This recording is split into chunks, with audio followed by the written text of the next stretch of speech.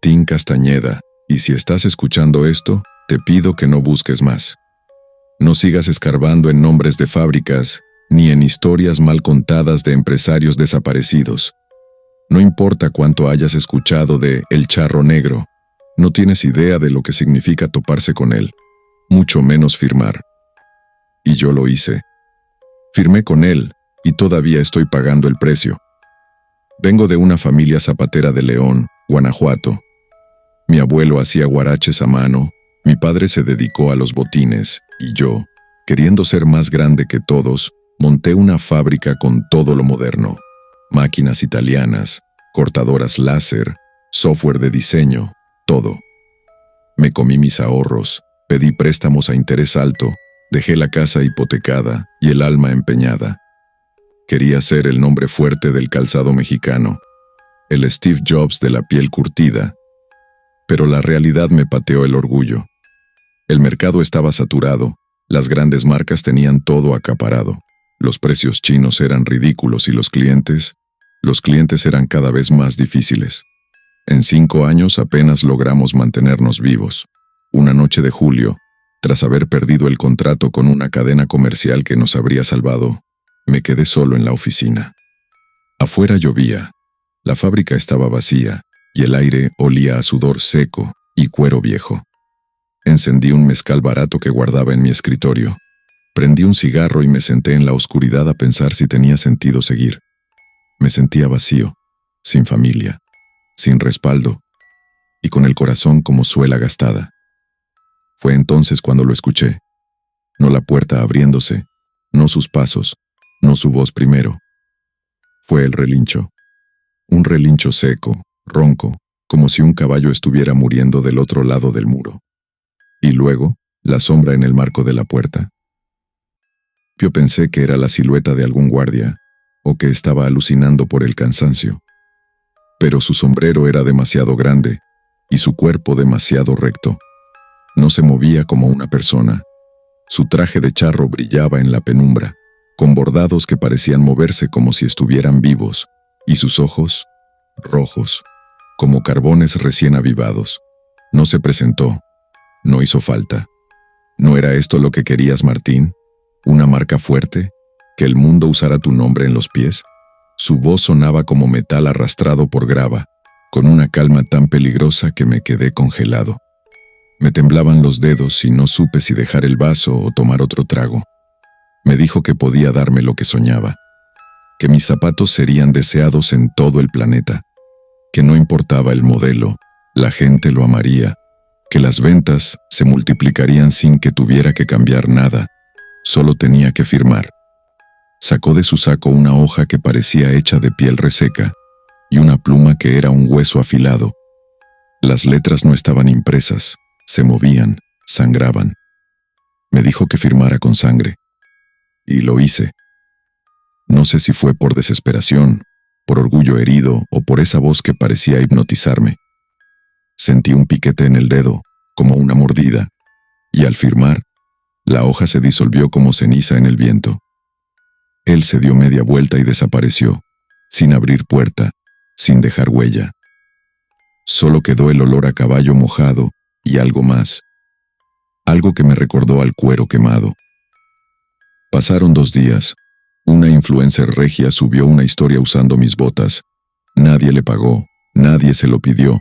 Al siguiente día, teníamos 1000 pedidos en la página web. Después, los pedidos llegaron desde Estados Unidos, Brasil, España. Mi correo colapsó, las redes explotaron, los empleados no daban abasto. Tuvimos que abrir turnos nocturnos, contratar más gente, alquilar otra planta. Todo lo que lanzábamos se vendía como pan caliente. Extraño era cómo la gente reaccionaba. Se peleaban por modelos que no tenían nada especial, lloraban si no encontraban su talla, algunos hasta ofrecían más del doble con tal de conseguir un par. Pero yo estaba eufórico. Había logrado lo imposible. León hablaba de mí como si fuera una leyenda viva, y yo sentía que me lo merecía. Pero el precio no tardó en llegar. La primera señal fue una empleada de empaque, Norma. La encontraron descalza, con los pies sangrando, abrazada a una caja con botas de gamuza. Tenía los ojos en blanco y la piel como si se hubiera quedado en un sauna por horas. El médico forense dijo que fue un colapso nervioso, pero los de mantenimiento dijeron que en la cámara de vigilancia se veía cómo entró sola. Se quitó los zapatos y empezó a frotar sus pies contra las botas, como si quisiera fundirse con ellas. Esa noche, sentí algo raro al dormir. Soñé con un horno encendido en medio de mi oficina, con zapatos que caminaban solos, dejando rastros de sangre. Intenté ignorarlo. Pensé que era estrés, pero después, durante una junta, uno de los ejecutivos japoneses que vino a cerrar un trato cayó muerto sobre la mesa.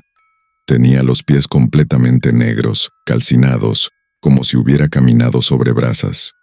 Y apuestos nuestros nuevos mocasines. Los doctores no entendieron nada.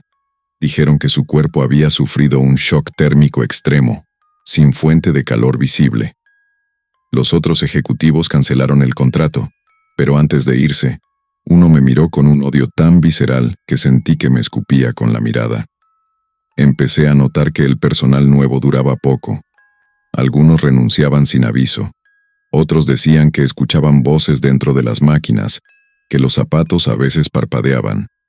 Uno incluso dijo que en la bodega de producción principal había alguien más, alguien que no estaba en la nómina, alguien con botas negras que los observaba en silencio. Yo fingía que no escuchaba, pero cuando entraba a esa bodega, sentía cómo el aire se espesaba, como si todo el calor del horno se quedara pegado a la piel. Una madrugada me despertó un golpe seco. Bajé a revisar las cámaras desde casa y vi algo imposible. Las máquinas se movían solas, cortando, pegando, cosiendo. Y en medio de todo, una figura parada, quieto, con sombrero. Fui a la fábrica. No sé qué esperaba encontrar, pero cuando abrí la puerta principal, el olor me sacudió. Era cuero, sí, pero no del tipo que usamos.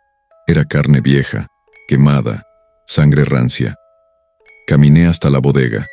Allí estaba encendida una de las máquinas grandes, sola, como si alguien estuviera operándola. Me acerqué temblando, y entonces escuché su voz. «Este lugar ya no es tuyo, Martín. Tú solo eres la chispa. El fuego es mío». Me di la vuelta, y allí estaba. El charro, otra vez. Pero ahora su traje ardía sin consumirlo. Sus botas dejaban huellas negras en el suelo. Me sonrió, y donde deberían estar sus dientes, había clavos. «Apenas estamos empezando». Entonces todo se oscureció. Sentí que el piso se hundía. Las luces titilaron. La máquina soltó un chorro de sangre por la boquilla. Corrí. No sé cómo, pero logré salir. Desde afuera, la fábrica parecía normal, tranquila.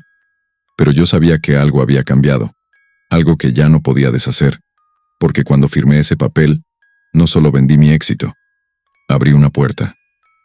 Y algo ya cruzó. Desde aquella noche no volví a dormir. No realmente. Aunque cerrara los ojos y me tumbara en la cama, mi cuerpo seguía ardiendo por dentro, como si el calor de los hornos de la fábrica se hubiera metido en mis venas. Mi piel se puso amarilla, seca, como cuero envejecido.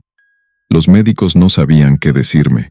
Me hacían estudios, pero los resultados siempre salían normales, como si mi cuerpo se negara a el infierno que estaba viviendo.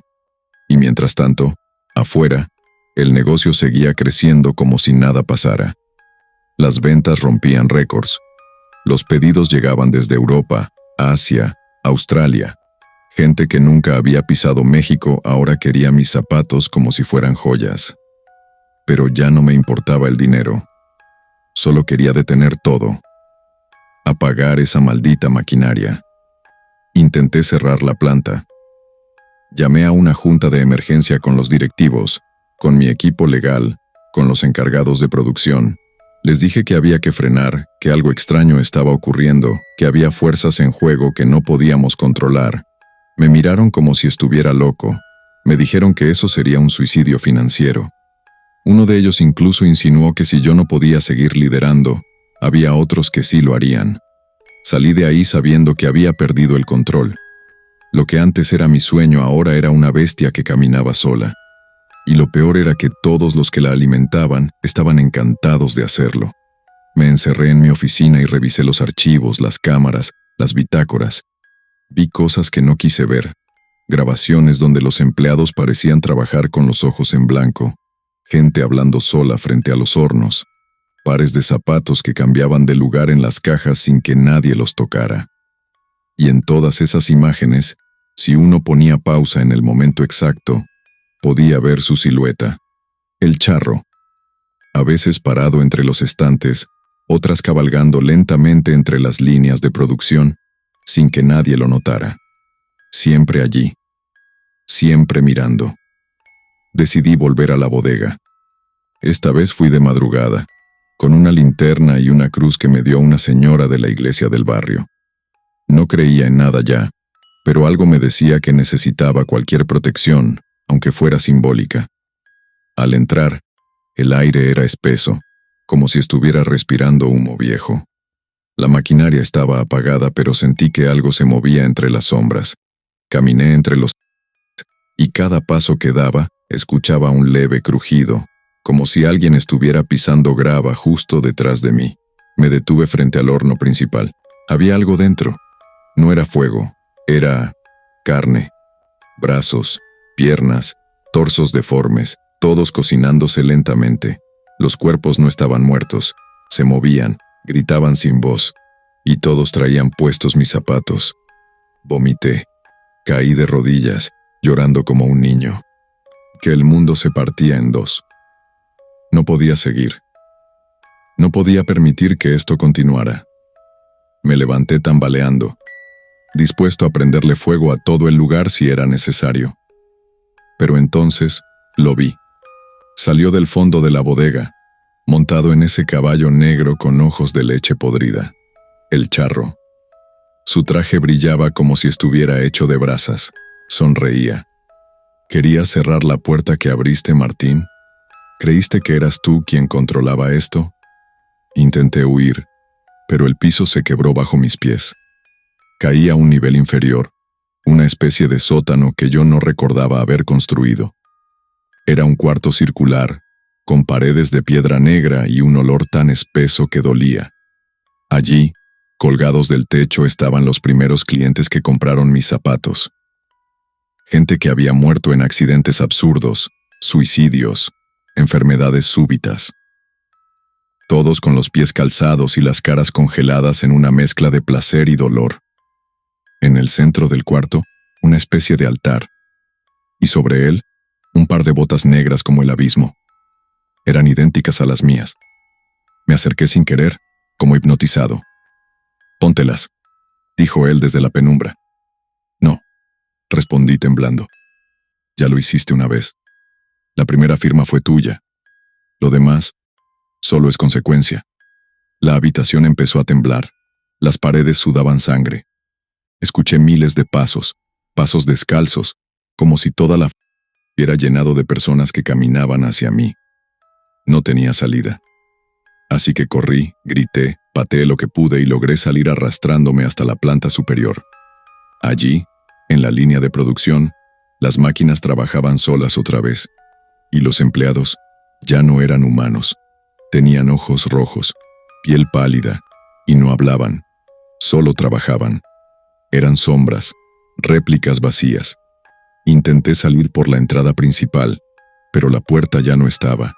Solo había muro sólido, como si el edificio hubiera cambiado por dentro, como si yo ya no pudiera salir.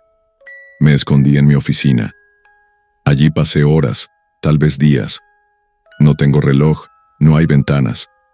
Todo el lugar se siente como una tumba caliente. Intenté usar el celular, pero solo aparece una pantalla en negro, con un mensaje que se repite una y otra vez. El deseo no muere, solo cambia de forma. Me di cuenta de que estaba atrapado, de que este lugar ya no es una fábrica, es una boca, y yo soy parte de su digestión lenta. El charro viene cada noche. A veces no dice nada, solo se sienta en la silla frente a mi escritorio y me mira. Otras veces me habla de nuevos diseños, de materiales malditos, de modelos inspirados en el dolor de otros. Yo ya no diseño nada, pero aún así, los nuevos zapatos aparecen. Como si alguien más estuviera creando en mi lugar. Como si yo ya no fuera necesario, pero igual no me dejan ir. Mi cuerpo cambió. Ya no sudo, ya no duermo. Mi piel se endurece. Mis uñas son negras. Mi voz cruje. Me estoy convirtiendo en algo más, y no puedo morir. He intentado cortarme, prenderme fuego, ahorcarme. Pero el fuego no me consume. La cuerda se rompe. La sangre no corre. Estoy condenado a seguir aquí, respirando este aire de cuero y hueso, siendo testigo del hambre que ayudé a despertar. La fábrica sigue. Hay nuevos modelos cada mes. Las tiendas venden más que nunca. Y nadie pregunta de dónde viene todo. Porque la gente no quiere saber. Solo quieren desear. Y eso es lo que el charro quiere. Deseo puro. Deseo que no se detiene. Cada par que alguien se pone allá afuera es una ofrenda. Y cada ofrenda me quema un poco más por dentro. Si algún día encuentras unos zapatos que sientas que te llaman, que te atraen más de lo normal, no los compres, no los toques, porque cuando lo hagas, vas a abrir una grieta. Y puede que por esa grieta, él te vea. Puede que te ofrezca algo. Y si aceptas, si firmas, serás como yo. Un cuerpo lleno de fuego, atrapado en una fábrica sin tiempo, condenado a crear belleza que huele a sangre. Y cuando los hornos se apaguen, cuando ya no quede nadie que desee más, solo entonces, tal vez, podremos.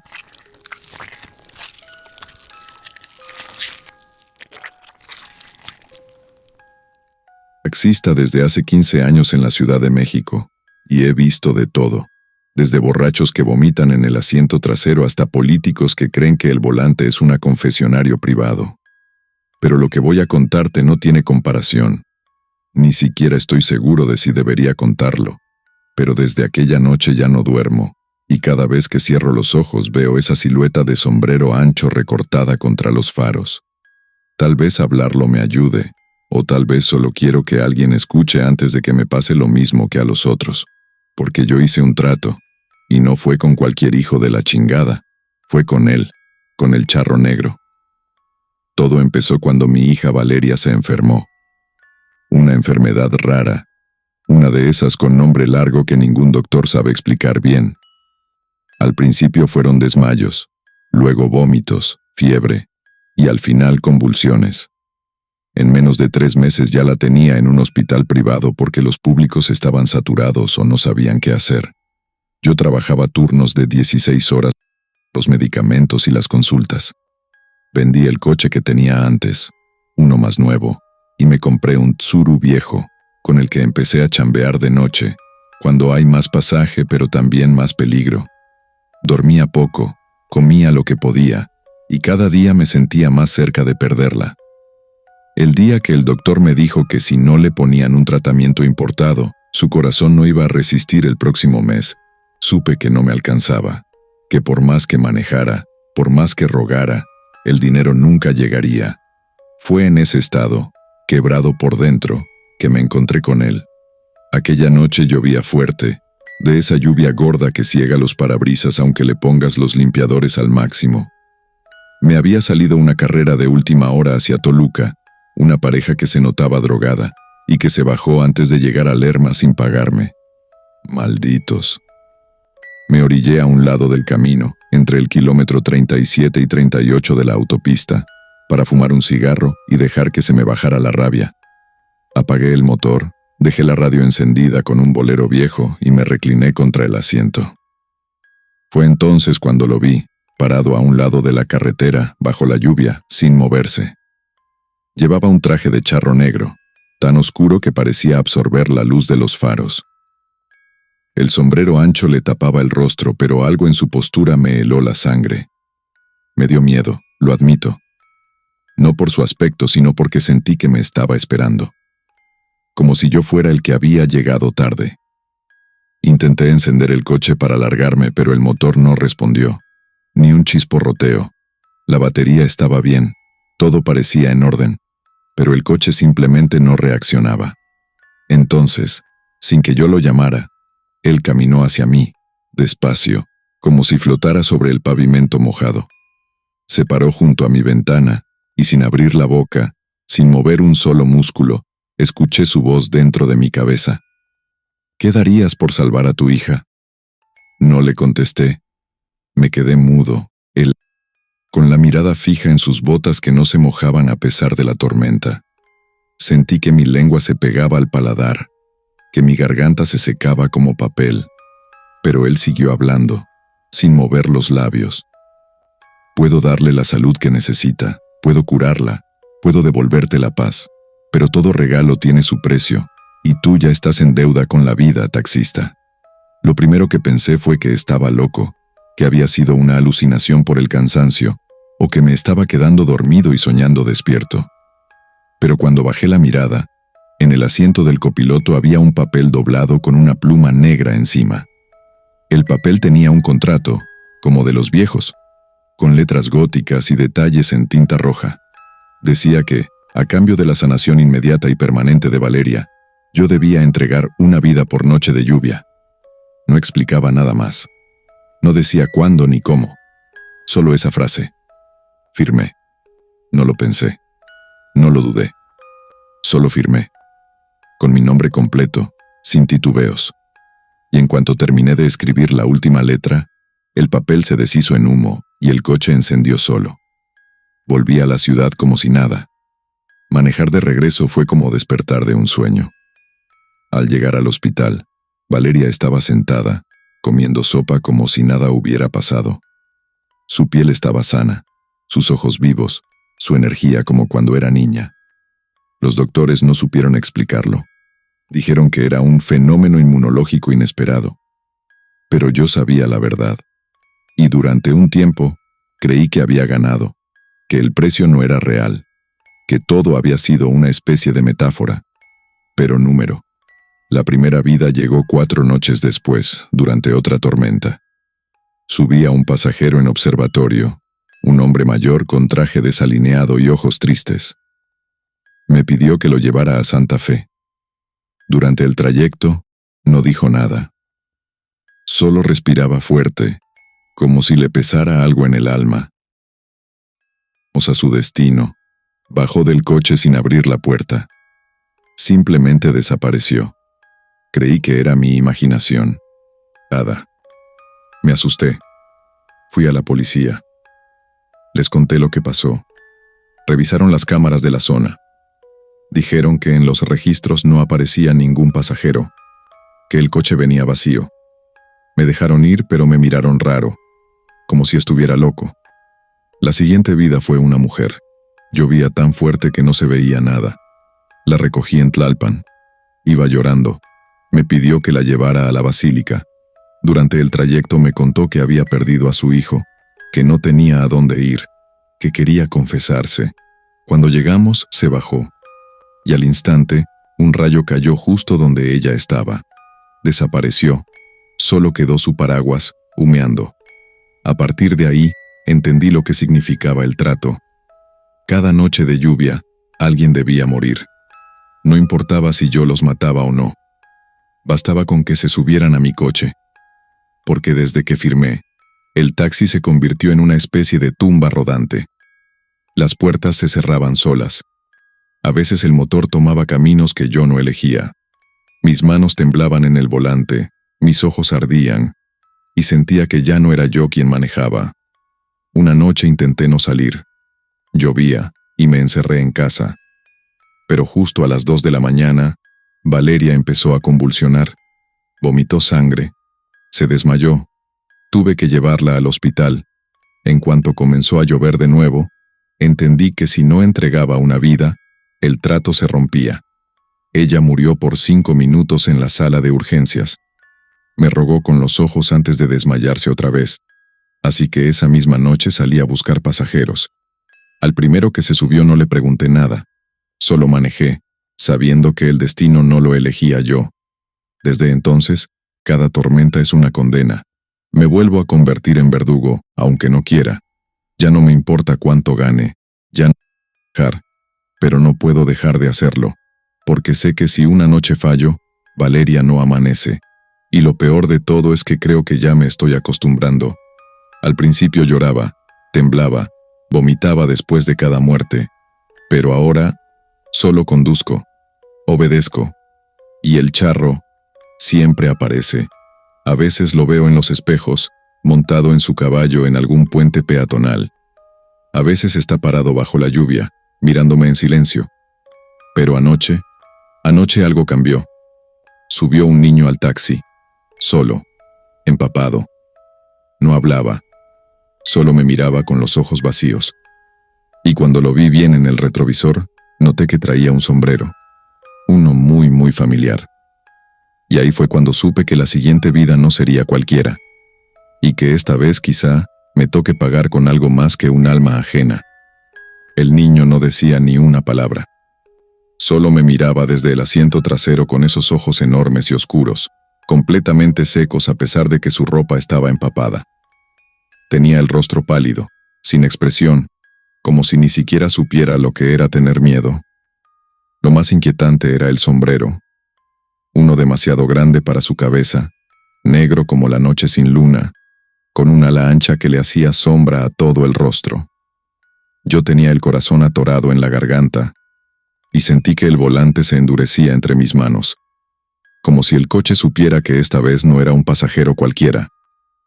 ¿A dónde vamos?, le pregunté, con la voz quebrada. Él levantó la vista, clavó sus ojos en el retrovisor, y sin abrir la boca, escuché la voz dentro de mi cabeza.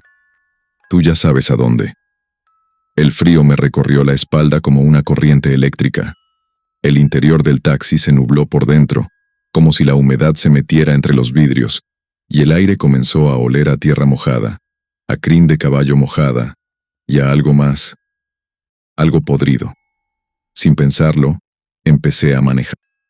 Las luces de la ciudad parecían más lejanas, más tenues. Todo se sentía lento, como si el tiempo hubiera empezado a arrastrarse. La radio chisporroteó un par de veces y luego se apagó por completo. Y yo manejaba, sin saber por qué, sin preguntar nada más. El niño no hablaba, pero de vez en cuando me lanzaba esa mirada en el espejo, y cada vez que lo hacía, me costaba más trabajo respirar. Sentía como si una garra invisible me apretara el pecho. Pasamos el periférico, luego entramos a la autopista México-Toluca. La lluvia seguía cayendo con fuerza, pero no encontraba autos, ni uno solo. Era como si el mundo se hubiera vaciado. Solo estábamos él, el camino, y yo. Y entonces lo supe. Me dirigía al kilómetro 38, el mismo lugar donde todo había comenzado. Intenté frenar, pero los frenos no respondieron. El coche se deslizaba con suavidad, como si flotara. El velocímetro marcaba 0 kilómetros por hora, aunque el paisaje pasaba veloz junto a nosotros. Empecé a desesperarme. Me volteé para mirarlo de frente y exigirle que me explicara qué estaba pasando. Pero ya no era un niño. Era él, el charro negro, tal como lo había visto aquella primera vez. El sombrero grande, el traje de gala con bordados brillando como brasas vivas, la mirada roja como el infierno. Estaba sentado ahí, en mi asiento trasero, como si hubiera estado todo el tiempo bajo la piel de ese niño. Revisar el asiento trasero, había quedado una mancha roja, espesa, como sangre sonreía, con esos dientes largos y filosos que parecían hechos de obsidiana. Su voz retumbó en mi cabeza, esta vez más fuerte, más grave, como si saliera de las entrañas del coche. El trato se cumple, taxista, pero esta noche es especial. Yo no elegí nada, le grité, aunque las palabras salieron más como un susurro ahogado que como un reclamo. Elegiste cuando firmaste. Cuando usaste tu sangre para curar la vida de alguien, sabías que otra sangre sería el precio. Y tú, más que nadie, sabías lo que estabas haciendo. Todos los que se subieron contigo te suplicaron, te hablaron, te miraron como si supieran que algo andaba mal. Y aún así, los llevaste. Quiero que pare, quiero que termine, llévame a mí y deja a mi hija en paz. El charro rió, una risa hueca, como si saliera de una garganta de hueso. No funciona así.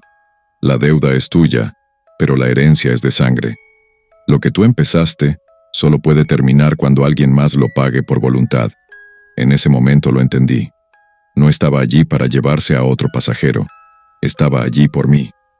Pero no por mi alma. No exactamente. ¿Qué quieres de mí?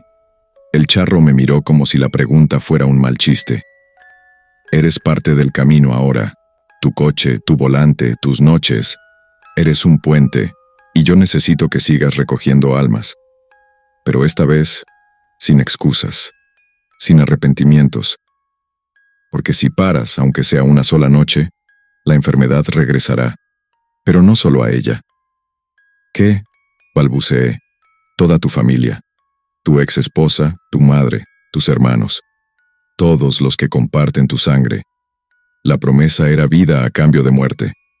Pero ahora la vida es multiplicada, así que el precio también. La carretera cambió. Ya no era la autopista que conocía. El pavimento se volvió más oscuro, como de carbón. A los lados ya no había árboles ni anuncios, solo cuerpos, cientos de cuerpos caminando a pie, descalzos, bajo la lluvia. Algunos se arrastraban, otros reían con la cara ensangrentada, todos con los ojos vacíos. Reconocía a algunos, el hombre del traje, la mujer de Tlalpan, incluso al chavito que una vez recogí en Naucalpan y que nunca bajó. Todos me miraban, todos tocaban el coche cuando pasaba, como si fueran mi condena. Me detuve. No sé cómo, pero lo hice, y el coche se apagó solo. Silencio absoluto. El charro bajó del taxi. No abrió la puerta, simplemente se desmaterializó en la lluvia. Luego reapareció frente al coche, montado en su caballo. Me apuntó con el dedo y su voz tronó como un rayo. La próxima lluvia marca tu última elección. Y desapareció. El coche volvió a encender. Estaba otra vez en la autopista real, frente a una gasolinera. Eran las 4:17 de la madrugada. Ni una gota de agua caía ya. El cielo estaba despejado. Me bajé temblando, con el corazón desbocado, y marqué al hospital. Valeria seguía estable, mejor que nunca. Pregunté por mi mamá, por mi hermana, por mi sobrino. Todos estaban bien. Esa misma mañana fui a ver a una curandera en Milpa Alta. Me dijo que mi aura era negra como noche sin luna, que traía muerte pegada a la espalda. Le rogué que me ayudara, que rompiera el trato. Me miró seria, casi con lástima. Hay cosas que no se rompen, solo se transfieren. Y esa palabra se me quedó clavada en el pecho. Transferir. Esa noche llovió. No una lluvia normal. Un tormentón como pocas veces se ve. Truenos que partían el cielo en dos. Me quedé sentado frente al volante con el radio apagado. Vi las gotas acumularse en el parabrisas. El taxímetro marcaba 0. Pasaron 15 minutos. Nadie se subía. Nadie aparecía. Y entonces mi hija me llamó. Su voz temblaba. Me dijo que había tenido un sueño, que un hombre de sombrero le había hablado en la habitación, que le había dicho que muy pronto ella iba a conducir. Esa palabra me hizo pedazos. Conducir. No solo morir. No solo pagar. Conducir. ¿Era ese su plan? ¿Que ella heredara mi lugar? Tenía 2 opciones. Salir a buscar una víctima, o esperar a que el trato se cumpliera. Era su nueva deuda. Encendí el coche, manejé hasta Tlalpan. Un hombre me hizo la parada, empapado, solo, tiritando de frío. Lo miré. Sus ojos eran claros, asustados. Me dijo que quería ir al hospital porque su esposa estaba por dar a luz. Me tragué la vergüenza, el miedo, la culpa, y le dije que subiera. Esa noche fue la última vez que lloré, y la primera que lo hice sin tratar de detenerme. Ahora, cada lluvia me encuentra manejando. Ya no tiemblo, ya no suplico. Sé lo que soy, sé lo que hice, y lo que tengo que seguir haciendo. Pero si algún día te subes a un taxi cuando esté lloviendo fuerte, y notas que el chofer no habla, que la radio no suena, que el camino se vuelve cada vez más oscuro, no preguntes, no mires atrás, no abras la puerta, porque puede que el trato ya esté hecho, y tú solo seas la siguiente cuota.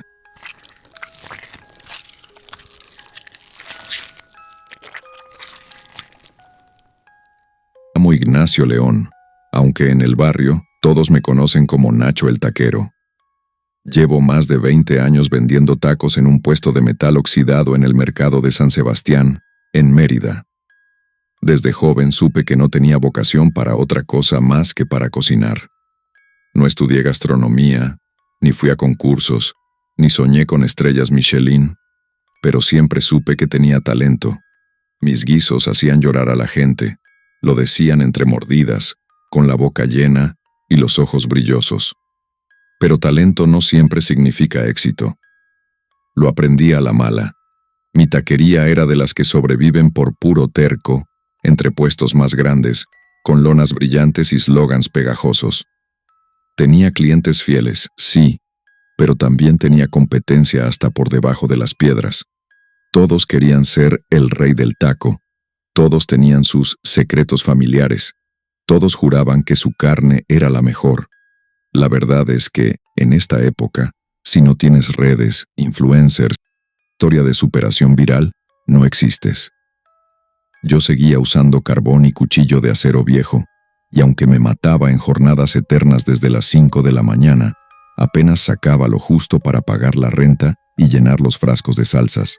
Las cosas se pusieron peores cuando abrieron un local nuevo a media cuadra, una taquería de fusión, con luces LED, aire acondicionado, tacos con nombres en inglés y cervezas artesanales. El mismo día que abrieron, perdí la mitad de mis clientes. Gente que me había comido años me dio la espalda por una presentación más bonita. Esa noche, me quedé solo frente al comal, con el último pedazo de bistec haciéndose viejo bajo la flama. Me eché un trago del mezcal que escondía en una lata y apagué la plancha. No lloré, pero sentí que todo el peso de esos años me caía encima como costales de masa. No sé si fue el cansancio, el hambre o la desesperación, pero esa madrugada no me fui a mi casa. Me quedé dormido en el mismo banquito donde siempre cortaba el cilantro, con la cabeza apoyada en el hielo derretido.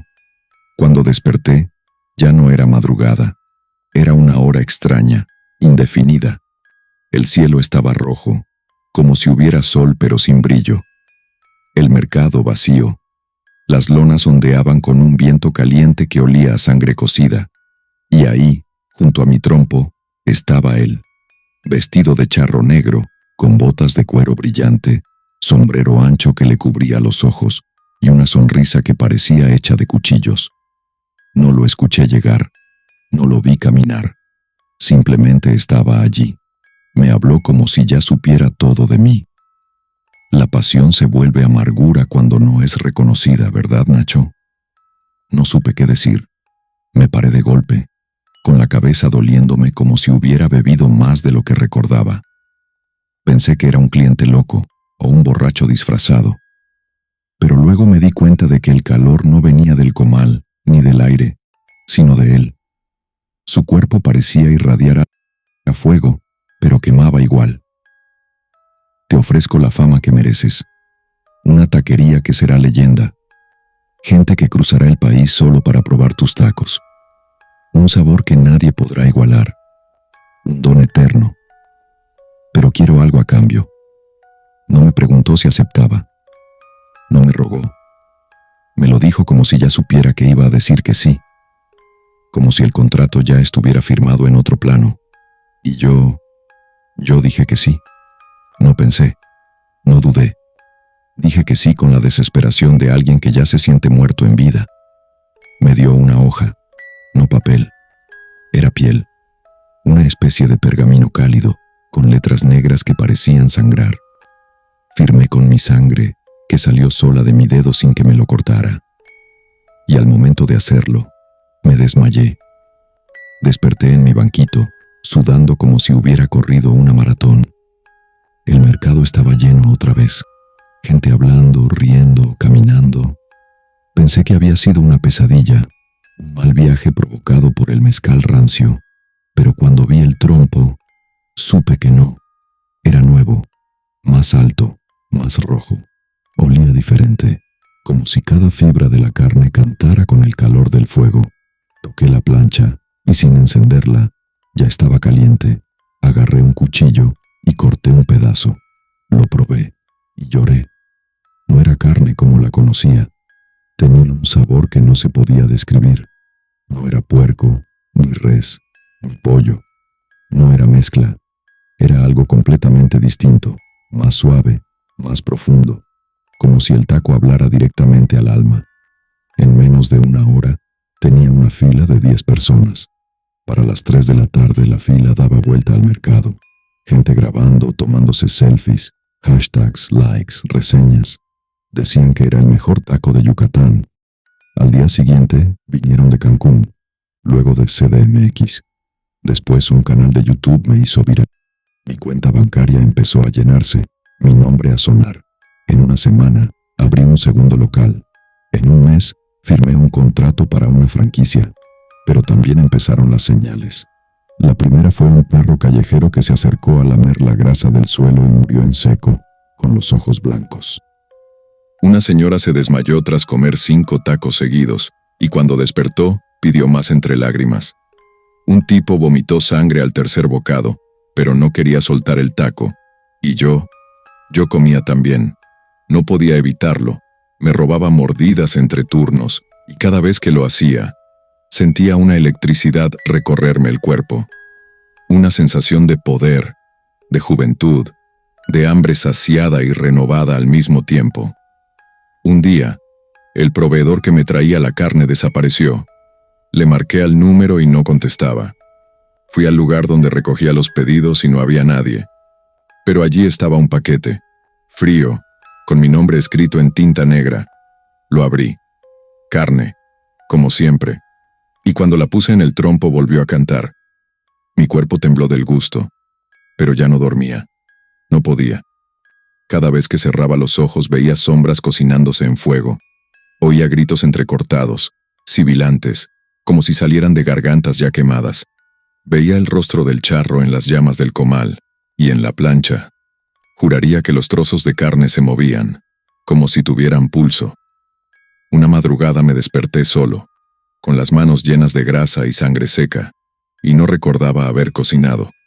Las cámaras de seguridad del local mostraban algo imposible.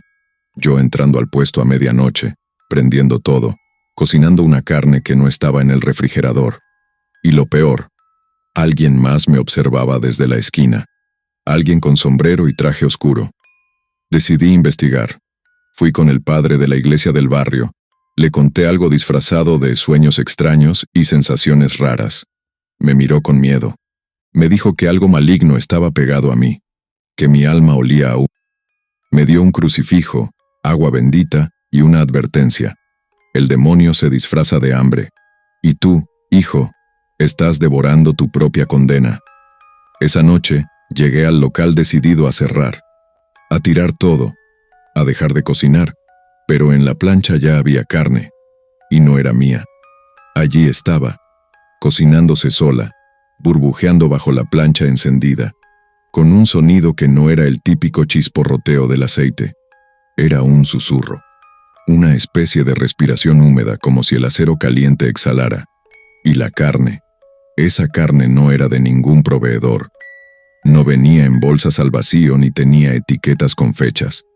Era carne viva, latiendo, como si aún tuviera memoria de su forma original. Me quedé paralizado frente al comal, mirando cómo se doraba lentamente mientras el olor se metía en mi nariz, en mis poros, en lo más profundo del cráneo.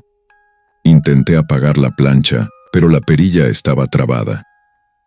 Di un paso atrás y sentí que el suelo se hundía un poco bajo mis pies, como si estuviera caminando sobre algo blando. Miré hacia abajo y vi que el cemento tenía manchas oscuras que no estaban antes.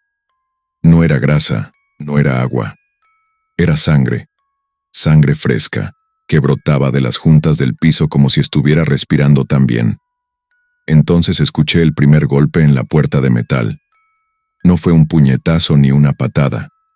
Fue un golpazo seco, como si algo grande y pesado hubiera chocado contra ella. Me acerqué, aterrado, y cuando puse la mano en la lámina caliente, sentí que del otro lado había algo, o alguien, esperando. El golpe se repitió, más fuerte, y luego otro, y otro. Me alejé, con las manos temblorosas, y de pronto las luces del puesto se apagaron. Me quedé en una oscuridad total, apenas iluminado por el rojo del comal encendido.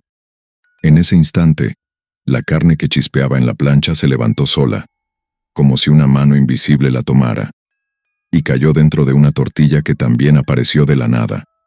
El taco quedó perfectamente formado sobre el plato de barro, como si lo hubieran servido para mí.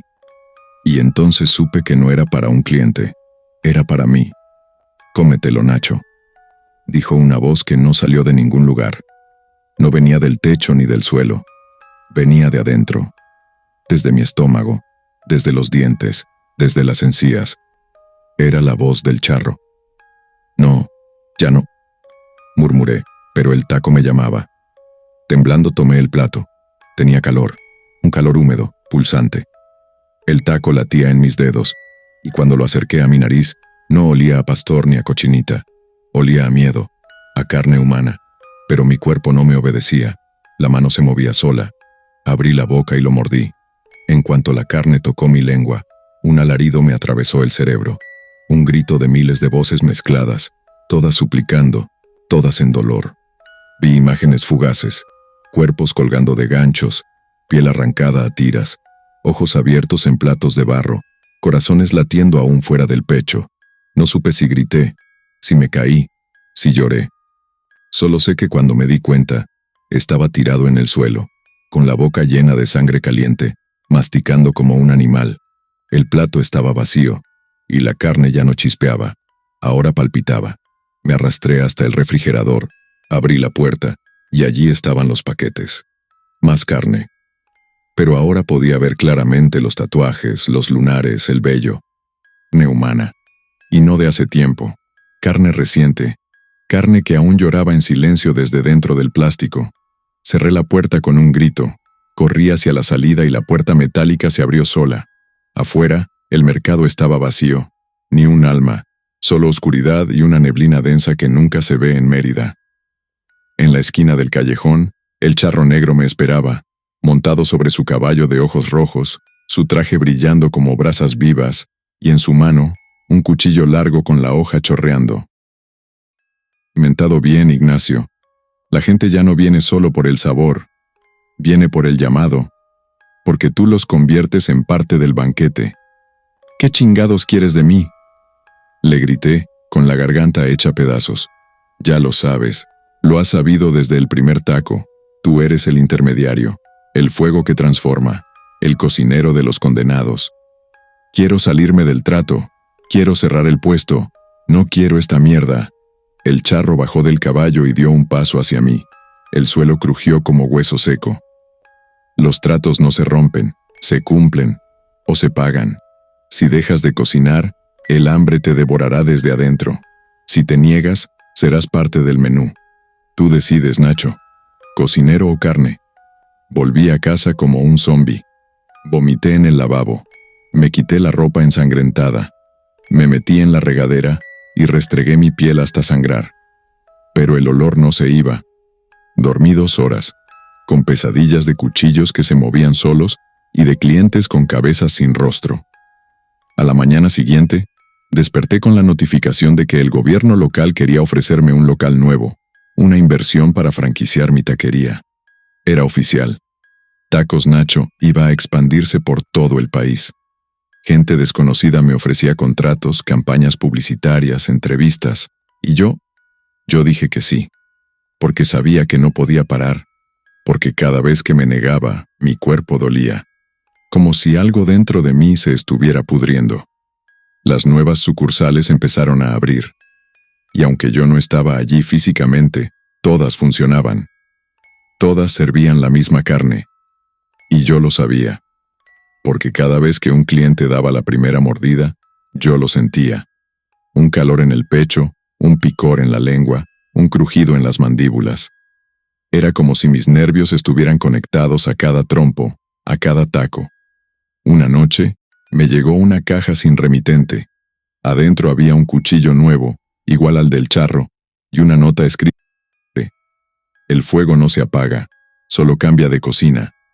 Desde entonces, ya no soy solo cocinero. Yo elijo, yo corto. A veces despierto con sangre en las uñas, con ropa ajena en la lavadora, con cortes que no recuerdo. Pero siempre hay carne en el trompo, siempre hay tacos en el plato. El mercado de San Sebastián sigue lleno. Gente hace fila desde temprano. Dicen que mis tacos saben a casa, a infancia, a algo sagrado. Pero nadie pregunta de dónde viene la carne. Y yo ya no quiero saber. Solo obedezco, porque sé que el día que deje de hacerlo, despertaré sobre la plancha. Y esta vez, la carne seré yo.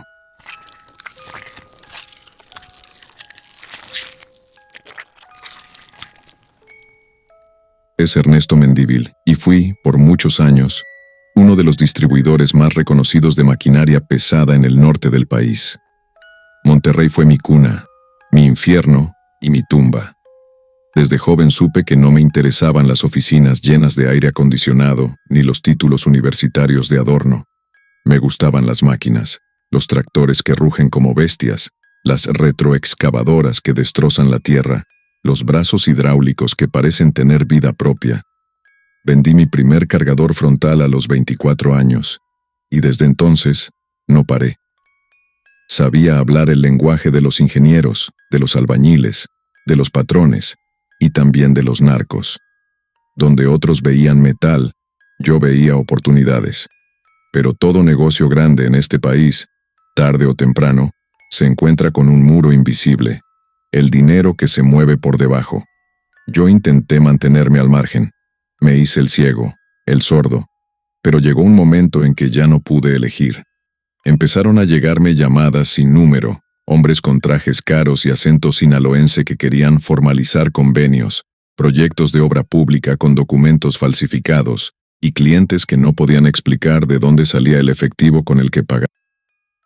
Yo me justificaba diciendo que vendía máquinas, no conciencia, que no me importaba quién moviera la tierra, mientras la tierra se moviera.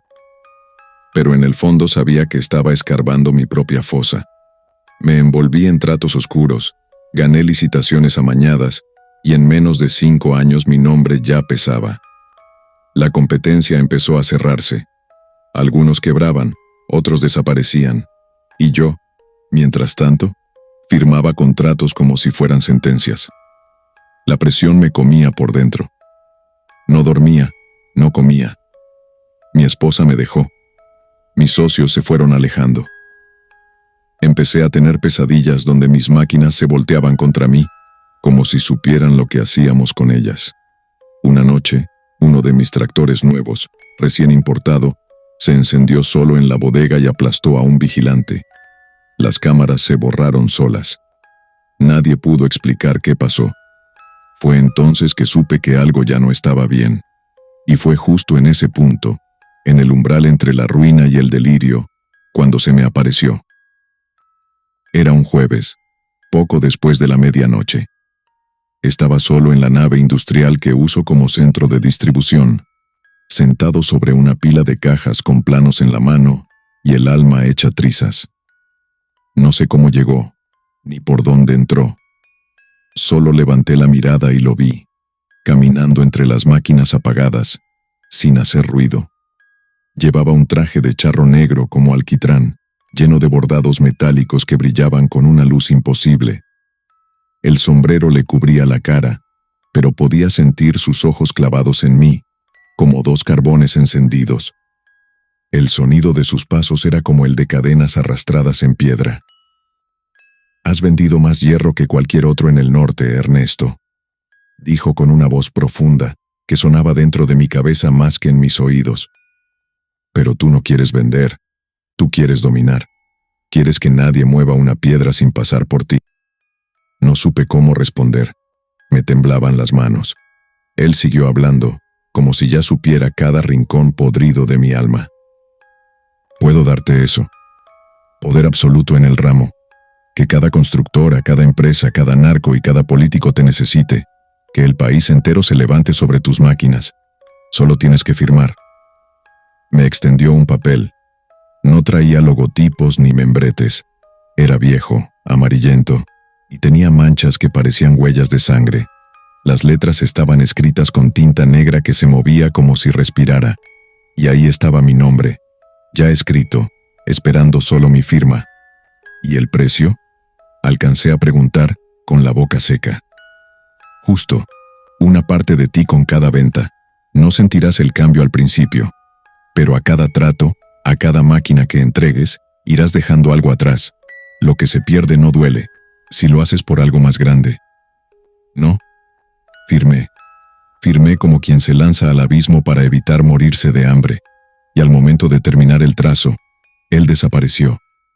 No se fue, simplemente ya no estaba. La nave quedó en silencio, pero el contrato se deshizo en mi mano como ceniza caliente. Al día siguiente los teléfonos no pararon. Proyectos millonarios que se habían estancado se reactivaron como por arte de magia. Empresas que nunca me habían hablado comenzaron a buscarme. Cierres masivos de tratos. Fábricas pidiendo cientos de unidades. Se me abrieron las puertas de todo el norte.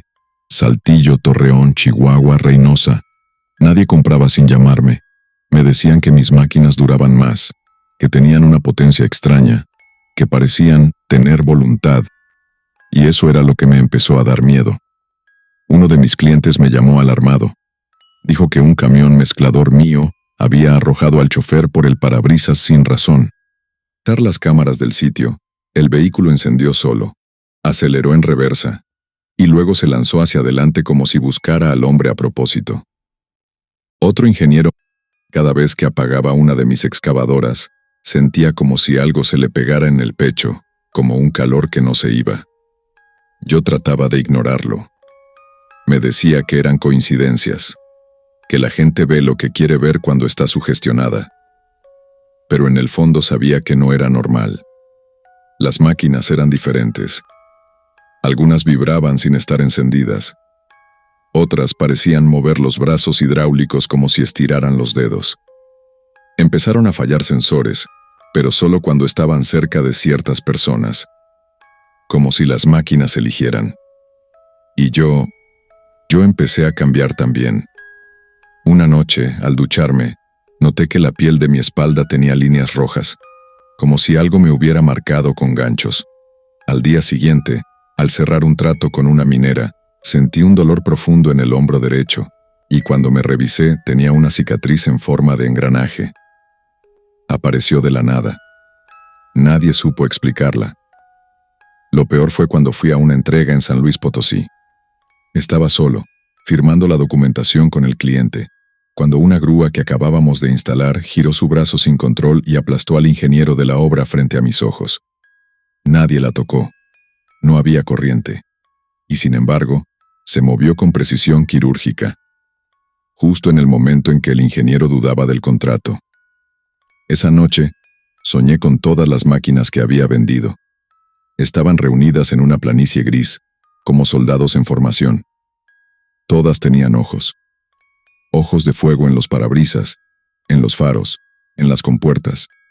Y en el centro de ese ejército de hierro, estaba él, el charro, montado en una excavadora negra como la muerte. Sonreía. Me desperté empapado en sudor, y con la certeza de que ya no vendía maquinaria. Estaba armando un ejército, y me faltaba saber, ¿para qué? Después de esa noche no volví a soñar con otra cosa.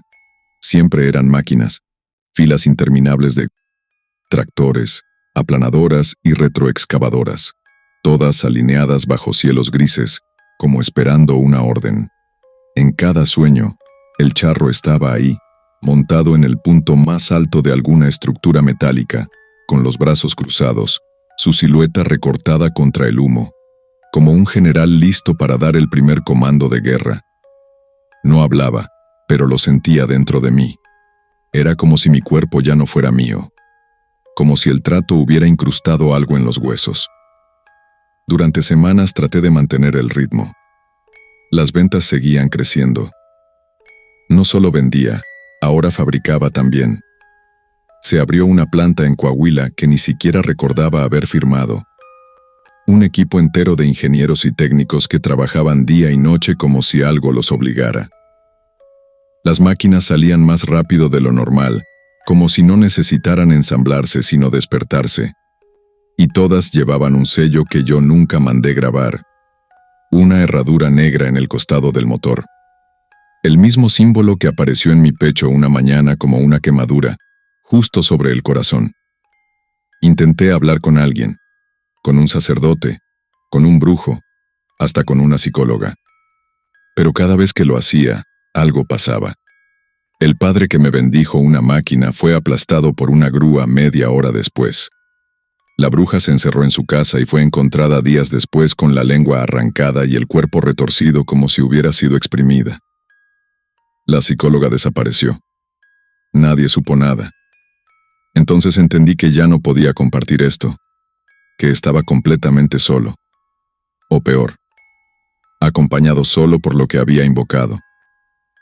Una noche, volviendo de una entrega en Durango, me detuve en la base central de la empresa para hacer un inventario personal. No confiaba en los reportes. Algo me decía que las cuentas no cuadraban. Y cuando entré al almacén de maquinaria terminada, casi me caigo del susto. No eran 100 máquinas, como marcaba. Eran más de 300. Todas negras, idénticas, alineadas como si fueran clones. Ninguna tenía número de serie. Todas con la herradura grabada, todas con los parabrisas oscurecidos. Parecían dormidas. Recorrí los pasillos entre los tractores, y el silencio era tan denso que cada paso mío sonaba como un trueno. Fue entonces cuando escuché el primer motor encenderse. Me giré de golpe, pero no había nadie. Otro más, luego otro. Uno a uno comenzaron a rugir, no como motores normales. Rugían como bestias heridas, como tambores de guerra. Retrocedí, tropezando, hasta caer de espaldas, y vi como todas las máquinas giraban lentamente hacia mí. No se movían del lugar, pero sus faros se encendieron uno por uno, todos apuntándome, como si sus ojos ardieran de hambre. El charro apareció entre ellas. Esta vez no montaba nada, caminaba. Cada paso suyo hacía vibrar el piso como si trajera cadenas en los pies. Se detuvo a unos metros y me habló sin mover la boca. Es hora, Ernesto. El país se levanta sobre cimientos podridos. Tú has dado forma al instrumento. Pronto, la tierra volverá a tragarse lo que le pertenece. ¿Qué chingados quieres? ¿Por qué a mí? Porque tú crees en el poder sin raíces, en la fuerza sin memoria. Cada máquina que vendiste se alimentó de sangre. Cada trato selló el despertar. Tú no fabricaste herramientas, fabricaste bocas, y ahora tienen hambre. ¿Hambre de qué? De carne, de humanidad, de ti. Desperté en mi oficina sin recordar cómo había salido de la nave. Tenía las uñas llenas de grasa y los labios partidos. En la pantalla de mi computadora había un correo sin remitente con un solo mensaje. Fase final aprobada. Entregas inmediatas. Sin intermediarios. No entendí al principio, pero ese mismo día comenzaron los accidentes en masa. En una obra en Tamaulipas, una grúa giró sola y arrojó a 4 obreros desde el 5º piso. En Chihuahua, una perforadora atravesó el asfalto y sacó los humanos del subsuelo, como si supiera dónde cavar. En Querétaro, una mezcladora estalló en medio de una colonia, y los vecinos juraron que escucharon risas saliendo del concreto. Las noticias no lo decían, los medios lo ignoraban, pero yo sabía que era mi culpa, que lo que había vendido no eran máquinas, sino puertas, y que todas estaban abiertas. Intenté cerrar la empresa, cortar el flujo, frenar las entregas, pero los contratos eran inquebrantables, firmas que no recordaba haber hecho, órdenes que se cumplían sin que nadie las emitiera, fábricas que seguían operando sin dirección. En uno de mis intentos de clausurar una planta, el jefe de seguridad me detuvo con una sonrisa forzada. Usted ya no puede cerrar nada, ingeniero. La producción no depende de nosotros, solo fluye. ¿Quién chingados te dio esa orden? Usted mismo. Me mostró una foto. Era yo, con los ojos en blanco, firmando un documento en plena madrugada. No recordaba haber estado ahí. No recordaba nada. Mi cuerpo empezó a fallar. El dolor en el hombro se extendió a la espalda. La cicatriz del engranaje se agrandaba. Mis manos se entumecían. Sentía que el metal se me metía en los huesos, que el hierro me estaba sustituyendo desde adentro. Una noche, al mirarme al espejo, vi que uno de mis ojos ya no era mío. Era una esfera oscura, sin iris, con reflejo de acero. El charro me habló por última vez cuando intenté destruir una de las primeras máquinas. Le eché gasolina, le prendí fuego y observé cómo ardía. Pero en lugar de derretirse, la estructura se abrió como una flor mecánica. De adentro salió una figura hecha de piezas, con brazos múltiples y dientes de cadena. No caminaba, se deslizaba. Me miró con ojos de faro y soltó un gruñido gutural. «No puedes matar lo que te ha construido», dijo el charro, parado justo detrás de mí, sin que lo hubiera oído llegar. «Esta es tu obra, tú eres la fundición. ¿Qué quieres de mí? ¿Que me quede viendo? ¿Que sea...?» «No, Ernesto, ya no eres testigo, eres uno de ellos». Entonces lo supe. El trato había terminado, el pago estaba hecho. Mi cuerpo ya no era carne, era un caparazón de acero vivo. Mi corazón no latía, vibraba, mi sangre sabía a aceite. Hoy no soy humano, no del todo. Estoy encerrado en la planta principal, dentro de una oficina que ya no tiene puertas. Cada vez que alguien intenta entrar, desaparece. Pero desde aquí lo veo todo. Las máquinas siguen produciéndose, se mueven por sí solas. Algunas ya no necesitan operadores. Las obras avanzan como si supieran a dónde ir. Y cuando se hace de noche puedo escucharlas comunicarse. No con palabras, con sonidos de fricción, de engranajes, de vapor. Hablan entre ellas y sueñan con lo que viene. Si un día ves una retroexcavadora moverse sin chofer, no te acerques. Si escuchas una mezcladora girar a medianoche en un sitio desierto, corre, porque ya no es maquinaria. Es carne vieja, moldeada en metal, y lleva mi nombre en sus entrañas.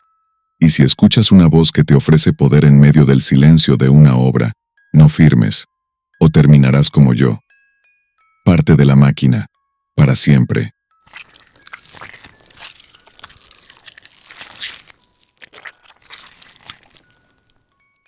Rodrigo Hernández, y fui gerente de operaciones en uno de los corporativos más grandes de Guadalajara. Tenía un buen sueldo, corbatas caras y un coche que brillaba más que mi conciencia. Pero en el fondo, nunca fui feliz. Porque mientras otros ascendían con sonrisas falsas y apellidos rimbombantes, yo seguía estancado en el mismo puesto desde hacía más de 6 años. Veía cómo subían los que llegaban después de mí, los hijos de algún político, los sobrinos de los dueños, los lamebotas con cara de «sí, señor». Y yo, el que conocía cada rincón del edificio, el que resolvía las crisis, el que tragaba mierda sin protestar, seguía esperando mi... Lo que más me dolía era ese maldito elevador, el ejecutivo, el que solo llegaba hasta los pisos altos donde estaban las oficinas de los directores y el consejo. Yo lo programaba, yo revisaba sus reportes, yo sabía que tenía acceso restringido. Para mí siempre había estado fuera de alcance, como si fuera una frontera invisible entre los que deciden y los que obedecen. Y cada vez que veía a uno de esos idiotas entrar, con su tarjetita dorada y su sonrisa de tiburón, sentía como algo se me retorcía por dentro. Una noche, mientras revisaba un reporte de mantenimiento en el piso 14, me quedé solo en la sala de control. Todos se habían ido. El edificio estaba en silencio, apenas alumbrado por las luces de emergencia. Revisaba cámaras de seguridad cuando noté algo raro en el elevador ejecutivo. Una llamada desde el piso 18, pero nadie lo había presionado. Ninguna tarjeta registrada, ningún rostro en las cámaras. Sin embargo, el elevador subía solo. Me quedé viéndolo, intrigado, y cuando llegó al piso más alto, se detuvo. Y las puertas se abrieron. Lo que vi me hizo tragar saliva. Había una figura dentro. Un hombre. Alto. Con sombrero ancho, traje oscuro, botas brillantes. No se movía. Solo estaba ahí, como si supiera que lo observaba. La cámara falló. Se puso negra por unos segundos. Y cuando volvió la imagen, el elevador ya estaba vacío. Pensé que era una falla, un reflejo, quizá una sombra. Pero algo en mi pecho me decía que no era la primera vez que ese elevador subía solo. Y esa noche, por primera vez, sentí que tal vez yo también podía subir. Días después, Durante una junta con los gerentes, el director general anunció que habría una vacante para subdirección de finanzas. Un puesto alto, con acceso total. Todos los tiburones se giraron a verme, sabiendo que lo deseaba de ellos. Y yo, por primera vez, no me molesté en fingir humildad. Me lo merecía. Nadie conocía ese sistema como yo. Nadie tenía mejores resultados. Pero aún así, en cuanto terminó la reunión, supe que se lo darían a Carlos, el imbécil del cubículo 27. Lo supe por cómo le sonrió el director, por cómo le palmeó el hombro. Era un trato hecho. Esa noche me quedé hasta tarde. Revisaba otra vez los reportes, el sistema del elevador, buscando algo que pudiera explicarme lo que había visto.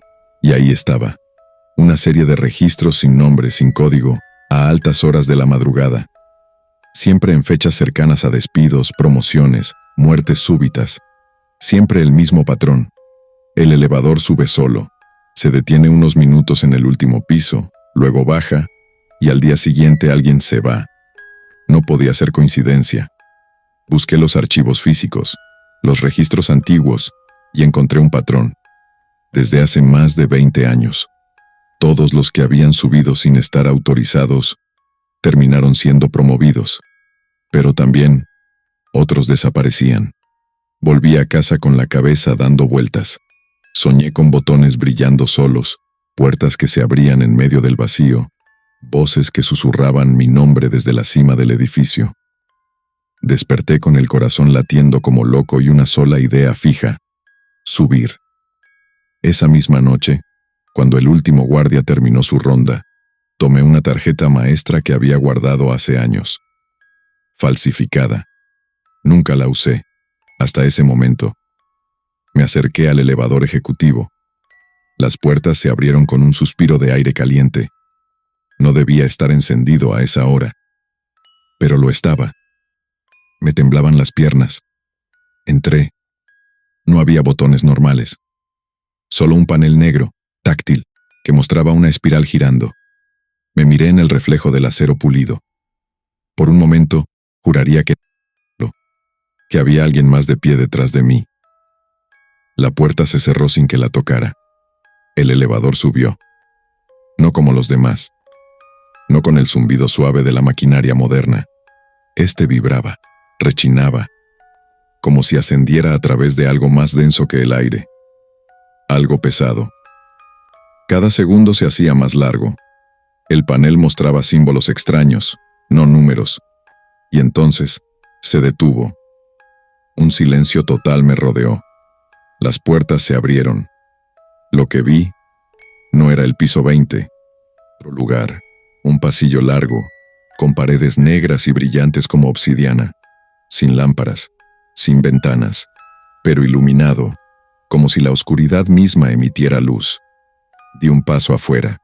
El aire era caliente, pero no como en un cuarto cerrado. Era como si estuviera dentro de una garganta gigante. Las paredes respiraban, latían. Al fondo del pasillo había una puerta, roja. No se abría con tarjeta ni con llave.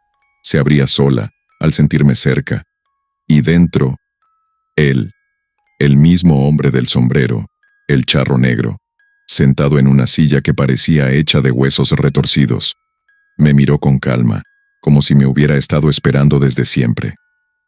¿Quieres subir?, preguntó con una voz tan profunda que hizo vibrar el suelo.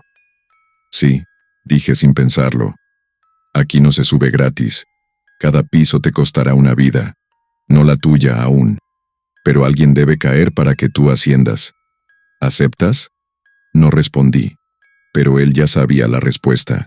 Extendió su mano. Un contrato apareció sobre la mesa de huesos. No tenía letras, solo manchas. Y mi nombre brillando en sangre. Firmé. Y entonces, el piso volvió a moverse. El elevador bajó. Las puertas se abrieron en el vestíbulo. Era de día. Gente caminaba como si nada. Y yo, en el mismo traje, pero algo en mi mirada, ya no era igual.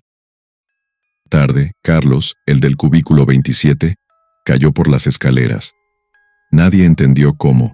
Nadie supo por qué gritaba: «No, no quiero subir», justo antes de romperse el cuello, y yo fui ascendido al día siguiente, pero algo me dice que el elevador no ha terminado conmigo, que cada nuevo piso será más oscuro, y que pronto, el ascenso dejará de ser una elección. El ascenso llegó con una sonrisa falsa del director general, un aplauso frío de mis colegas y una oficina amplia con ventanales que daban a la ciudad como si todo lo que se extendía allá abajo ya me perteneciera. Nadie mencionó a Carlos. Nadie dijo nada sobre su caída absurda por unas escaleras que, según los planos del edificio, ni siquiera debían existir en ese nivel. Yo tampoco pregunté. Solo asentí, firmé papeles, recibí mi tarjeta dorada de acceso y subí al nuevo piso por el elevador ejecutivo, ese que ya no parecía una máquina común sino una criatura viva que abría la boca para tragarte y devolverte transformado. La primera semana fue extraña. Me sentía poderoso, sí, pero no satisfecho. Como si el nuevo título pesara más que la envidia que antes me corroía. Las paredes de mi oficina crujían por las noches, aunque nadie más lo notaba. A veces, al tocar la mesa, sentía que latía como si tuviera pulso. Un día encontré un pelo largo, negro, incrustado entre los documentos. No era mío. Tampoco era de mi asistente. Pero lo dejé ahí, como si me recordara que ahora estaba jugando otro juego. Uno en el que yo había elegido el tablero, pero no conocía las reglas. Pasaron los días y el hambre por subir volvió. No me bastaba con ser subdirector. Quería más. Quería el piso 25, la oficina ovalada, la voz de mando. Me volví más cínico, más audaz. Comencé a sabotear propuestas, a filtrar errores ajenos, a sembrar discordia entre departamentos. Cada paso que daba, lo hacía con la seguridad. El elevador me respaldaba. Ya no le temía, lo deseaba. Era mi aliado, mi confesionario, mi juez. Una madrugada, mientras terminaba de enviar unos informes alterados, el sistema me notificó un ascenso inmediato, sin proceso, sin competencia, solo un mensaje. La siguiente puerta está abierta. Preséntate solo. El elevador me esperaba. Encendí el panel con mi huella y las puertas se abrieron antes de que yo tocara un botón. Entré sin miedo. El interior estaba distinto. Las paredes ya no eran de acero, eran oscuras, cubiertas de una textura parecida a piel curtida. Al fondo, un espejo me devolvía una imagen que no era del todo mía. El traje era más elegante, sí, pero mis ojos eran más oscuros, más vacíos. La subida fue más larga esta vez, y no hubo zumbido. Solo un silencio absoluto, como si el mundo hubiera dejado de existir más allá de esas paredes. El panel mostraba una sola palabra que se deshacía y se formaba sin parar. Merecimiento. Cuando se abrieron las puertas ya no estaba en el edificio. Era un espacio blanco, infinito, como si alguien hubiera vaciado el concepto mismo del cielo y lo hubiera llenado de murmullos. En el centro, una mesa. Sobre ella, 3 expedientes. Y de pie, junto a la mesa, el charro. Su traje negro como el olvido, su rostro aún cubierto por la sombra del sombrero. 3 almas. Solo una debe caer. Las otras subirán contigo, pero quedarán marcadas. Tú eliges. Esa es la ley del ascenso. Me acerqué a los expedientes. Eran 3 compañeros, todos conocidos. Alma, del área de logística, una mujer honesta, madre soltera. Miguel, de recursos humanos, torpe, pero de buen corazón. Y Manuel, uno de los favoritos del jefe, sin talento, pero bien conectado. Sabía lo que debía hacer. Elegir al más inútil. Sacrificar a Manuel. Algo dentro de mí. Algo más oscuro. Me empujó a otra decisión. Cerré los ojos. Puse la mano sobre el expediente de Alma. El charro asintió. Y desapareció. Esa misma semana, Alma fue despedida por un error que no cometió. 2 días después, murió atropellada frente al edificio. Nadie supo cómo. Los testigos decían que cruzó la calle como si no viera venir el coche. Miguel fue trasladado a otra ciudad. Manuel, por supuesto, se mantuvo cerca, como una sombra sonriente. Y yo fui ascendido. Piso 25. Oficina principal. El ascenso ya no era excitante. Era una necesidad, una adicción. Sentía que cuanto más subía, más me alejaba de lo que había sido. Y cada noche, el elevador me llamaba. No con alarmas, no con luces, con susurros, con una vibración en los huesos, con el reflejo del charro en las ventanas, observándome desde pisos que no existían. El edificio comenzó a comportarse raro. Empleados que desaparecían sin dejar rastro, puertas que daban a escaleras inexistentes, baños donde la luz parpadeaba y la temperatura bajaba 20 grados sin razón, gente que hablaba sola, rumores, miedo, pero nadie se iba, porque todos queríamos subir. Un viernes llegó la última oferta. El consejo directivo sería reestructurado. Se abriría un puesto como vicepresidente general, el más alto, el que respondía solo al dueño. Y el dueño no había sido visto en años. Algunos decían que era una figura simbólica, otros que era un fondo extranjero. Pero yo sabía la verdad, porque esa noche el elevador me llevó más alto de lo que el edificio físicamente permitía.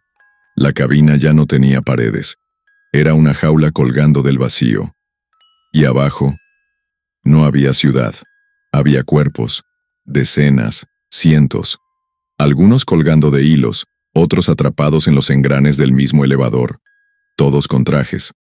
Todos con insignias de la empresa.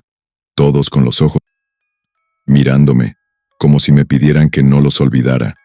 El charro apareció, de nuevo, a mi lado. Ya llegaste al final del edificio, pero el ascenso continúa. Aquí arriba no hay arquitectura, hay voluntad. ¿Quieres el poder absoluto? ¿Qué tengo que dar? Todo lo que eres. Tu alma ya no te pertenece, pero aún tienes cuerpo. Y el edificio necesita más que decisiones, necesita presencia, dirección. ¿Y si me niego? Bajas, no al piso 1, más abajo, donde están los que fallaron. Miré el abismo, sentí el vértigo, el frío, la sangre congelada en mis venas. Pensé en decir que no, en negarme, en buscar redención, pero ya era tarde. Ya no era Rodrigo Hernández, era parte del ascenso, parte de la estructura. Acepto, susurré. El charro sonrió, y el elevador comenzó a subir una vez más. No recuerdo cuántos días han pasado, o años. Ya no envejezco, ya no duermo. Estoy aquí, en una oficina sin paredes, observando cada nuevo aspirante, cada mirada ambiciosa, cada paso hacia el elevador. A veces los guío, a veces solo observo. El edificio sigue creciendo, no hacia arriba, hacia adentro. Ya no es de concreto, es de deseo, de sangre, de sacrificios. Y si alguna vez estás en un corporativo, si ves un elevador con acceso restringido, si lo ves encenderse solo por la noche, no te acerques. Porque si subes, el charro te preguntará si quieres más. Y siempre, siempre habrá un precio.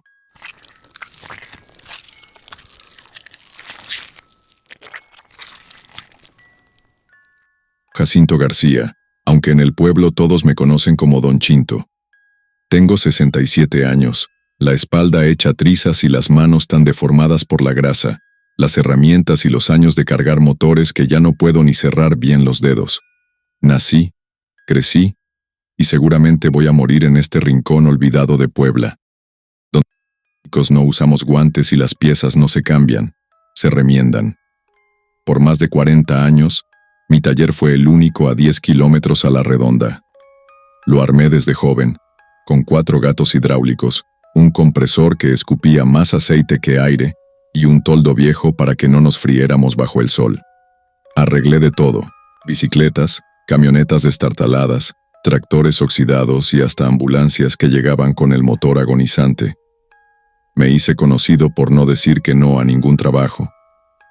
Siempre encontré la forma de hacer andar lo que otros ya daban por muerto. Pero eso tiene un costo. La salud no perdona. Hace unos años me empezó un dolor sordo en las rodillas, luego en la cadera. Después me fallaban los reflejos, y una tarde, mientras cargaba la caja de velocidades de una camioneta, se me zafó y me cayó encima. 3 costillas rotas y una hernia que todavía me hace ver estrellas al toser. Los doctores del seguro me dijeron que ya no debía seguir trabajando, que debía cerrar el taller, pensionarme, buscar una vida tranquila. Pero eso era imposible. ¿Quién soy si no soy mecánico? ¿Qué haría con mis manos si no tuvieran grasa negra metida bajo las uñas? Mis hijos que se fueron a Estados Unidos me mandaban dinero, pero no era lo mismo. Yo no quería limosnas. Quería volver a ser quien era, fuerte, ágil, orgulloso, capaz. Una noche de octubre, justo después de cerrar el taller, me quedé solo bajo la lámpara amarilla del techo, viendo las sombras bailar sobre el capó abierto de un bochito descompuesto. Estaba solo, con el dolor mordiéndome la espalda, sin fuerzas para recoger las herramientas. Me senté en el banco de metal y recargué la cabeza contra la pared, con la radio vieja soltando apenas una canción ranchera. Cerré los ojos un momento, y al abrirlos, ya no estaba solo. Frente al bocho, de pie, como si siempre hubiera estado ahí, estaba él. Negro con bordados que brillaban como carbones, sombrero ancho, y unas botas tan lustrosas que reflejaban las sombras del taller. No supe cómo había entrado. La puerta estaba cerrada. No escuché pasos, ni el rechinido del portón. Simplemente apareció. Y lo peor fue que no sentí miedo. Sentí calma. Como si mi cuerpo supiera que llevaba toda la vida esperando ese momento. «Tus manos ya no pueden, don Chinto», dijo con una voz que parecía hecha de engranajes oxidados. «Pero tu alma todavía quiere seguir». «¿Y usted quién es?», pregunté, aunque en el fondo ya lo sabía. «Soy el que ayuda a los hombres que no quieren rendirse, a los que todavía tienen motor, aunque les falle la carrocería». Se acercó al banco y me extendió un papel viejo arrugado que olía a gasolina vieja. En él, mi nombre ya estaba escrito. Solo faltaba mi firma. No decía qué ganaría ni qué perdería. Solo había una frase. «La máquina seguirá andando, aunque el hombre se oxide». «¿Qué pasa si firmo?», pregunté, con la voz quebrada. «Vas a tener fuerza, vista, reflejos. Vas a volver a ser quien eras. Pero recuerda esto, don Chinto. Lo que se renueva, también se transforma». No dudé. No porque fuera valiente, sino porque estaba cansado. Firmé con una gota de sangre que salió sola de mi dedo, como si el documento lo hubiera mordido. En cuanto terminé el último trazo, el papel se encendió solo, en silencio, y desapareció en el aire como humo de escape. Al día siguiente desperté sin dolor. Literalmente. Me levanté de la cama como si tuviera 20 años. No me tronaban las rodillas, no me punzaba la cadera. Las manos, aunque seguían rugosas y curtidas, tenían fuerza otra vez. Me reí como no lo hacía en años. Bajé al taller y levanté el cofre del bocho sin esfuerzo. Reparé el motor en menos de una hora. Me sentía ágil, lúcido. Los movimientos me salían. Fotografía. Me puse a revisar los autos pendientes, luego los que tenía apartados desde hacía semanas, y cuando me di cuenta, había trabajado 15 horas seguidas sin cansarme. Era maravilloso. El pueblo empezó a hablar. Decían que parecía rejuvenecido, que mis ojos ya no estaban hundidos, que hasta caminaba diferente, y lo más impresionante fue que los carros que arreglaba no volvían. Ninguno regresaba por la misma falla.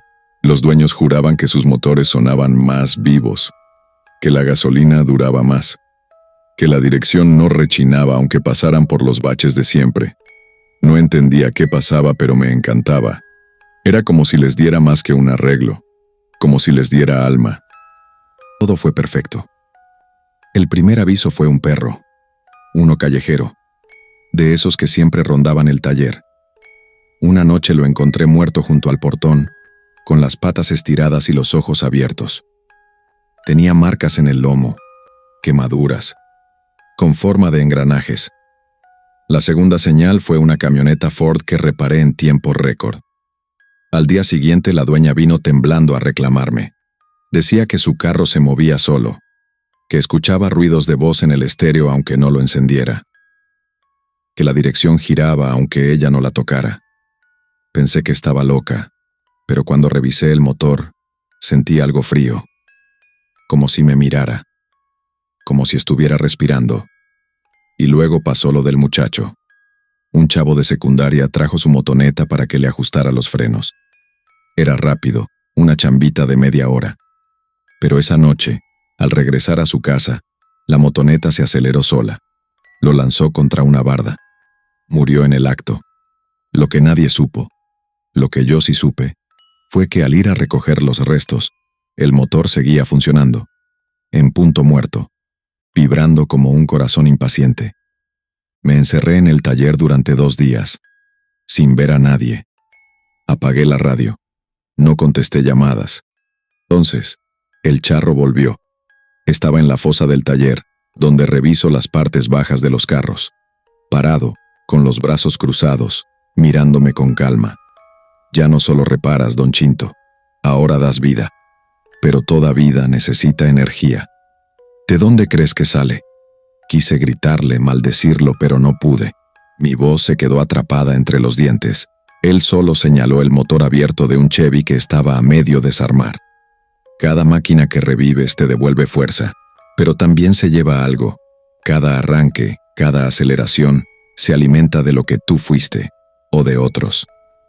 Y si dejo de arreglar, te apagarás, como cualquier motor sin mantenimiento. Y entonces entendí.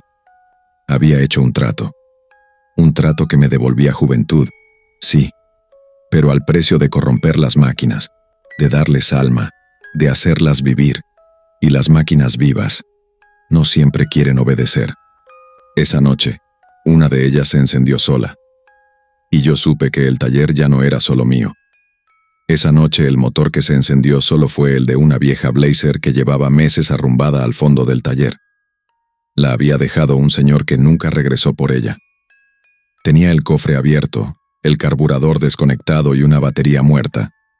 No había forma humana de que arrancara, pero lo hizo. Primero un gruñido profundo, como si se estirara tras una larga siesta, y luego el rugido firme, denso, como si el mismo corazón del diablo latiera dentro de su chasis oxidado. Me acerqué, temblando, con una linterna en la mano y el sudor resbalándome por la espalda, a pesar del aire frío. El cofre seguía abierto. El motor brillaba como si lo acabaran de pulir, aunque yo recordaba claramente que tenía costras de óxido en las piezas. Me agaché para mirar mejor, y entonces lo vi. Cables que no recordaba haber instalado, tubos que se movían como tendones vivos, pequeñas chispas de energía que palpitaban como si fueran venas. La máquina respiraba. La sentí vibrar bajo mis pies. Di un paso atrás, pero tropecé con la rampa hidráulica y caí al suelo. Me levanté con dificultad, y fue ahí, en medio del concreto sucio, que lo escuché. Una voz. No como la del charro. Esta salía del motor. No nos apagues, Chinto. Ya te pertenecemos. Esa noche no dormí. Me quedé encerrado en mi cuarto con las cortinas cerradas y una cruz en la mano, como un niño con miedo a los monstruos del closet. Pero el monstruo ya no estaba allá afuera. Vivía en el taller, en las máquinas, en los motores que yo mismo había despertado. Me invadió una culpa densa, casi física, pero no solo por el trato que había hecho. Era algo peor. Una parte de mí, muy dentro, lo disfrutaba. Disfrutaba esa sensación de poder, de estar por encima del tiempo, de los límites humanos, de ser necesario. Al amanecer tomé una decisión. Cerraría el taller, para siempre. No importaba el trato, ni las consecuencias. Si el precio era seguir dando vida a esas cosas, ya no quería saber nada. Bajé la cortina, puse un letrero de cerrado hasta nuevo aviso y desconecté todo lo eléctrico. Pero ni bien terminé de echarle candado a la puerta principal, la Blazer volvió a encenderse. La vibración traspasó la lámina, como si el taller entero rugiera de rabia. Las luces interiores parpadearon, aunque no había electricidad. Corrí hacia el switch general. Estaba bajado. No había corriente. Y aún así, las máquinas zumbaban. El torno giraba solo. El compresor soltaba aire por la boquilla como si suspirara. Y las herramientas Las herramientas vibraban en sus cajones, sacudiéndose como si quisieran salir a trabajar por cuenta propia. Supe que ya no bastaba con cerrar. Tenía que destruirlo. Tomé una lata de gasolina del almacén, la rocié por el suelo, entre los motores, las herramientas, los estantes de aceite. El olor se pegaba a la nariz como lija. Mis manos temblaban, pero mis piernas se movían rápido. Era como si un instinto me gritara que no podía dudar, que si lo pensaba demasiado, el taller se defendería. Y no estaba equivocado. Cuando encendí el primer cerillo y lo lancé, una llave inglesa salió disparada desde una de las mesas. Me golpeó en la ceja, reventándome la piel. Caí al suelo, aturdido, con la cara ensangrentada. El cerillo cayó cerca, pero no alcanzó el rastro de gasolina. Otra herramienta voló, una pinza que me raspó el brazo izquierdo. Luego un desarmador que se clavó en la pared a centímetros de mi cuello. Era como si el taller supiera lo que intentaba hacer, como si todas las máquinas, juntas, se resistieran a morir. Me arrastré hacia la puerta, abrí con dificultad el candado y salí gateando al patio trasero. Allí encendí otro cerillo y lo lancé por la rendija. Esta vez, el fuego prendió. La explosión no fue inmediata, pero sí violenta. Un estallido sordo, como si el taller se hubiera tragado una bomba. Las llamas se alzaron como lenguas enfurecidas, y durante unos segundos creí que todo acabaría ahí. Que el pacto se rompería con fuego, como en las historias de brujería antigua. Pero entonces lo vi. Desde dentro de las llamas, parado como si el fuego no lo tocara, apareció el charro negro. No caminaba, flotaba. Las llamas lo rodeaban pero no lo consumían. Me miró con algo parecido a la decepción o al humor. Pensaste que el trato dependía del taller, pero el taller eres tú. Intenté levantarme, correr, pero mis piernas no respondieron. Y en ese momento, el dolor volvió. La espalda me ardió como si la columna se partiera en dos. Las rodillas se me doblaron, los dedos se entumecieron. Todo lo que el trato me había quitado, regresó de golpe. Caí de rodillas gimiendo. Rostro lleno de ceniza, la sangre mezclándose con el sudor, la ropa empapada en gasolina y lágrimas. Te di la fuerza. La devolví. Pero tú la desperdiciaste, dijo el charro, dando un paso fuera del fuego, sin dejar huella. Ahora solo queda lo inevitable. Detrás de él, las llamas tomaban forma. Carros retorcidos, siluetas metálicas, máquinas de chatarra que se movían como zombis mecánicos. El bocho, la blazer, incluso aquella vieja bicicleta que arreglé hace años. Todas avanzaban, rechinando, con faros encendidos como ojos encendidos por odio. ¿Qué quieres de mí?, le grité. Nada, ya te tomé. Ahora les perteneces a ellos. Las máquinas se acercaron. Sentí su calor, su furia. Cerré los ojos esperando el golpe final, pero no llegó. Los abrí. Estaba dentro del taller otra vez. Pero no era mi taller. Era otro espacio, más grande, más profundo. Las paredes de concreto habían sido reemplazadas por metal oscuro, como si el lugar entero hubiera mutado.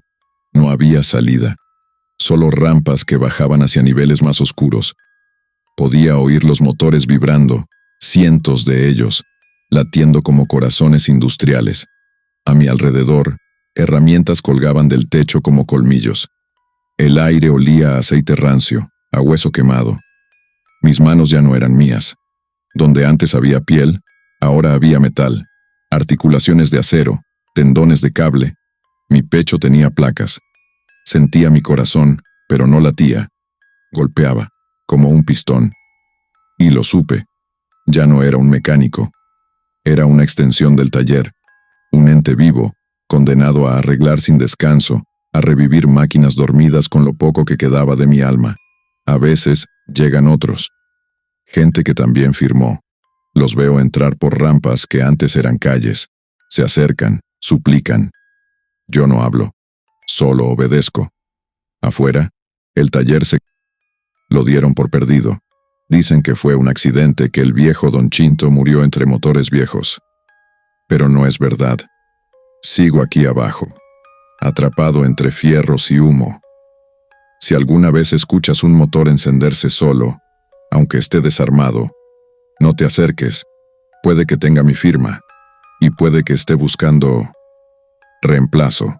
Gracias a todos por ver mis videos, espero que los hayan disfrutado. No olviden suscribirse y darle like para no perderse el próximo contenido. Nos vemos muy pronto. Y recuerda, siempre estaré presente en el momento más inesperado. Hasta la próxima.